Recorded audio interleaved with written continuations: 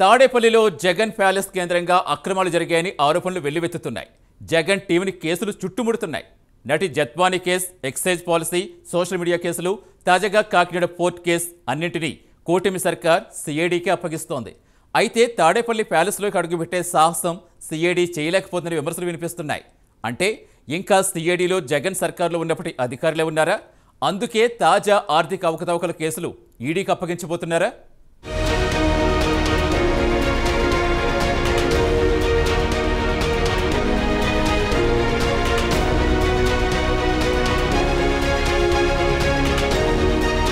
అధికారం శాశ్వతమన్న నమ్మకంతో వైసీపీ అధ్యక్షుడు జగన్ ప్రభుత్వ వ్యవస్థలను నిర్వీర్యం చేస్తూ ఇష్టానుసారం పాలన సాగించారన్న విమర్శలున్నాయి. వైసీపీ నేతలు సైతం జగన్ అండతో విచ్చలవిడిగా అక్రమాలకు పాల్పడ్డారన్న ఆరోపణలు వెల్లువెత్తుతున్నాయి. ఈ క్రమంలో వైసీపీ ప్రభుత్వ కాలంలో జరిగిన అక్రమాలు, అరాచకాలపై వరుస కేసులు నమోదవుతున్నాయి.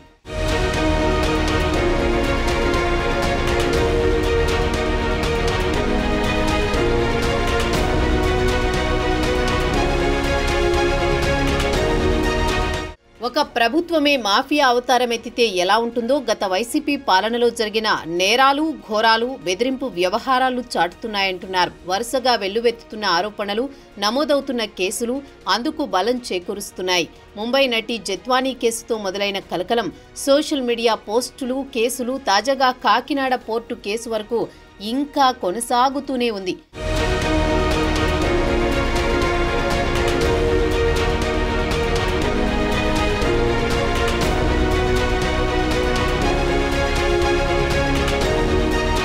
ఫ్యామిలీలో హీరోలుగా, బంధువుల్లో సూపర్ హీరోస్గా వెలుగొంది చివరకు పోలీసు ఉన్నతాధికారులు పరువు పోగొట్టుకుంటున్నారు.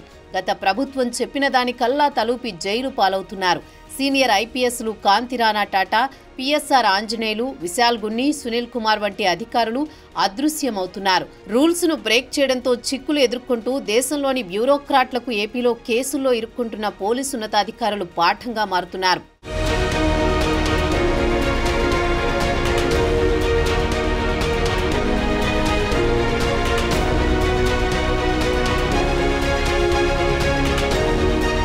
కాకినాడ పోర్టులో బలవంతంగా వాటాలు కబ్జా చేసిన వ్యవహారం వైసీపీ ప్రభుత్వం నాటి అరాచకాలకు పరాకాష్ఠగా నిలుస్తోంది. సోషల్ మీడియా కేసుల దగ్గర నుంచి అన్ని వ్యవహారాలు తాడేపల్లి ప్యాలెస్ కేంద్రంగానే జరిగాయంటున్నారు.